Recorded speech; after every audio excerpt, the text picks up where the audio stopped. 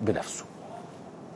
كان امبارح إعلام حمادة، يعني لا يسمى إلا بإعلام حمادة، تركوا كل القضايا في الشارع المصري، كل ما تتصورون من قضايا نحيت بالأمس جانبا، وأصبحنا في مشهد حمادة، لدرجة أن الإعلام مش فرق المصريين، ده فرق حمادة وعياله، وحمادة رجع في كلامه، وحمادة لا قال ضربوني، وحمادة لا قال ما ضربونيش، وحمادة يقول لا سحلوني ما سحلونيش، لا انت جميل يا حمادة انت اتسحلت.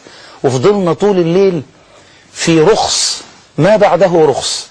نعم خلاص قلنا وتكلمنا، لكن أن ندول القضية، ممدوح حمزة ومحمد عصمت السادات يتكلم عن تدويل قضية حمادة للمجتمع الدولي، ده احنا ما سمعناش منكم يا أهل الخسة في الإعلام تدويل قضايا اللي حصل في سوريا، واللي حصل للمعتقلين حقيقة، واللي حصل لبعض الناس في العباسية الذين ذبحوا ذبح الخراف ما زال بعضهم في السجون والمعتقلات إلى الآن. ما سمعناش ده خالص. ما سمعناش تدويل قضية واحدة اغتصبت من 18 بني آدم، لكن أتوا المدلسون، وأتوا المراهقون، وأتوا المتعفنة ضمائرهم عشان يقول لك ده الإسلاميين هم اللي عملوا فيهم كده. سمعناش ده كله. مش عايزين يحركوا البلد لقدام. والله العظيم الواحد يشعر بالخزي لمجرد إضاعة الوقت في الفرجة على خالد عبد الله. بص يا خالد، مش معقول هنفضل نحط عليك طول عمرنا بصراحة. والله العظيم مش معقول يبقى حياتنا كلها ان احنا نقعد نحط عليك. فأنا أدعوك إما لترك المهنة أو إنك أنت تشغل عقلك حبتين وتعرف إن أنت راجل عمال بتناقض نفسك على طول، والله العظيم. فقال لك أهل الخسة من الإعلام. طبعا لو احنا يعني لازم نتكلم على هذه القيم الإنسانية. ده خالد عبد الله الحقيقة، وهو شايف إن مفيش مشكلة في إنه ده يحصل، ويتحدث عن الإعلام إن هو إعلام خسيس وإعلام سيء وإعلام عميل وما إلى ذلك، لأنه بيتكلم على موضوع حماد. يقول لك الرخص. رخص يا راجل، رخص إيه؟ أنت بتعمل إعلام محمصة ورا ظهرك، قال لك تسالي ومحمصة وبتاع. يا خالد سقفة للقرد يا جماعة، والله العظيم سقفة للقرد. على أي حال، عموما موجة الرفض الحقيقة من الشيوخ دول، إذا صح تعبير شيوخ ومشايخ، بس مش عايز أقول كده بصراحة، الناس دول المدعين مش طالعة علشان ده مواطن أسيء معاملته على جمال صابر بقى المرة دي، لا. الحكاية كلها إنه طالعة علشان هو منهم، لأنه كل يوم كل واحد فينا في شارعه وفي حيه بنشوف قلة أدب وإهانة بتقترف بحق مواطن ما. الناس اللي زي حالاتنا بتتكلم، الناس اللي زي حالاتهم ما بتفتحش بقها وما يفرقش معاهم كل ده، ويقعدوا لما احنا نيجي نتكلم ولا نعترض يجي يقول لك يا اللي عايزين تخربوا البلد يا بتوع عجلة الانتاج اللي هتتعطل يا وحشين. دول المواطنين عندهم مش زي بعض، دول عندهم مخاليق ربنا مش على حد سواء، دول عندهم الخيار والفقوس، دول عندهم الأهل والعشيرة وعندهم الأغيار الناس التانية. أنا وإنت وإنتي إن لم تكن إخوانيا، إن لم تكن حازمون، إن لم تكن من كذا، فأنت من الأغيار، أنت حاجة تانية، أنت لا شيء، أنت ما أنتش مصري طبيعي، أنت لازم يتداس عليك، أنت لازم تهان، أنت لازم تقتل، أنت لازم تتشتم. سبحان الله، تلاقي واحد حاطط مثلا صورة في البروفايل بتاعه صوته وهو بيحج ويشتمك بأقذع الألفاظ ويسب الدين. يا نهار اسود، ما هو في نظره بقى ايه؟ ان انت من دين تاني، هو بس اللي مؤمن وانت مش مؤمن. احنا ما بنشوفش الاهل والعشيره، هم بيشوفوا الاهل والعشيره. الدنيا تتهدى عشان خاطر اي حد من الاهل والعشيره زي ما بيحصل لجمال صابر، اللي باكد واقول تاني مش من حق حد يعمل كده في جمال صابر ولا جمال ولا غيره. سيطرت على اللي انت عاوز تقبض عليه، خلصت. حد سلم نفسه يتعامل معاملة كريمة، كريمة، مش يتعامل عادي، كريمة. ده حد ما هربش ما قاومكش مش وهكذا. فإذا كان جمال سلم نفسه أو إذا كان تم إلقاء القبض عليه في هدوء، يتعامل معاملة كريمة وهكذا. لكن الغريب إنك تلاقي حد ما أصبحش مثير للجدل بصراحة، أصبح مثير للضحك.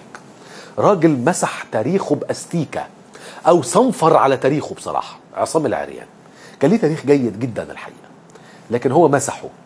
عصام العريان اللي دايما اصبحت المشاهد عنده بالنسبه له شديده الاختلاط، وابو قرش على ابو قرشين، زي ما قال لك والاسرائيليين اللي من اصل مصر ييجوا ويعيشوا علشان ده اللي يحل القضيه، ففلسطين هتفضى فندخل العرب، على اعتبار ان فلسطين دي جراب، احنا هنفضي كيس، نفضي حبه وندخل حبه، اي هكس.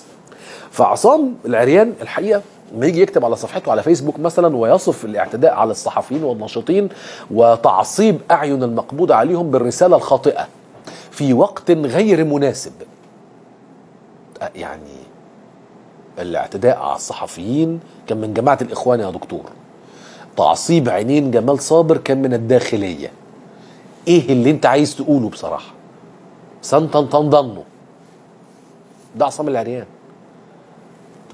محدش فاهم حاجه. سؤال: تعصيب جمال او عينين جمال من الداخليه وقت قاطع عشان ممكن يكون الخلاف المحتدم دلوقتي تاني ما بين الشعب وما بين الداخليه، المتظاهرين والداخليه، الثوار والداخليه، ده فهمها. الاعتداء على الصحفيين وقته خاطئ. طب تاني، اللي اعتدوا ابناء جماعتك، شباب جماعتك، هل هذا الاعتداء كل قصتك فيه ان هو وقته اللي خاطئ؟ يعني ممكن كان يبقى بعد كام يوم، بعد كام شهر، بعد كام اسبوع، او كان يبقى في وقت سابق على ده كان يبقى مناسب. يعني القصه بالنسبه لك في العنف وقله الادب هي التوقيت؟ تطلع بقى الاعتداء وقله الادب جايه من الجماعه، يطلع الاعتداء جايه من الداخليه. القصه كلها بالنسبه لك في الاعتداء وفي الانتهاك وفي امتهان الكرامه والانسانيه هي مساله توقيت. ده قيادي في جماعة الإخوان المسلمين، ده كان مساعدا للدكتور محمد مرسي، ده هو نائبا لحزب الحرية والعدالة، ده بينزل انتخابات نقابة الأطباء، كان ده عصام العريان. دول جماعة الإخوان. زي ما قلت لكم يا جماعة، قضية جمال صابر هي دلوقتي المتصدرة للمشهد. ليه؟ لأنه بمنتهى البساطة هو واحد من الأهل والعشيرة. ده اللي خلى الشيخ حازم صلاح أبو إسماعيل يرسل رسالته للرئيس مرسي ويقول له بمنتهى الشدة ولهجة شديدة جدا زي ما انتم شايفين قدامكم على الشاشة: أنت مسؤول شخصيا عن هذا العار الذي يلحق حكمك بنشر هذه الصورة إذا ثبت صحتها. شوف دايما إيه؟ تراجعات حازم على طول. للأستاذ جمال صابر معصوب العينين موثق اليدين خلف ظهره في صورة لا يقرها أي نص قانوني. طبعا يا شيخ حازم كلامك تمام ومحدش معترض عليه على الإطلاق. والله العظيم محدش معترض على أي جملة أنت قلتها، تطلع لجمال ما تطلعش لجمال، احنا مش معترضين. بس انت كنت فين بقى لما كانوا شباب مصر بيتقتلوا ووصلوا ل 48 قتيل وشهيد في بورسعيد؟ لكن لما شباب مصر دول ماتوا ما سمعنا لكش صوت بصراحة خالص. مش ما سمعنا صوت خافت خالص. ما لقيناش منك تويتة، ما لقيناش منك كلمة على فيسبوك. عملت ايه لما الجندي الله يرحمه اتقتل؟ عملت ايه لما جيك الله يرحمه اتقتل؟ عملت ايه لما كريستي الله يرحمه اتقتل؟ ودول اتقتلوا فين؟ اتقتلوا كلهم المفروض انه في وقت احتدام او في خلاف حاصل ما بين هؤلاء الشبان كمجموعة من الشبان المنضمين الى حركات سياسية وثورية عدة مناهضة للرئيس وتختلف معاه في عهد الدكتور محمد مرسي. حضرتك ما فتحتش بقك بكلمة ولا بحرف، ما قلتش عيب، ما قلتش ما يصحش خالص. لكن جمال صابر لأنه من رجالتك أدنت الرئيس على طول، صح؟ ما اتكلمتش انت على ميرفت برضو، صح؟ اللي صحيح الشيخ حازم صلاح كان فين ايام خالد سعيد؟ الله يرحمه. حقيقي والله العظيم يعني اقدر اقول ان الاخوان المسلمين خدوا موقف وكان موقف ايجابي جدا ايام خالد سعيد الله يرحمه. لكن الشيخ حازم كان فين؟ وجمال صابر كان فين؟ والله. كل سنه وانتم طيبين. فاصل.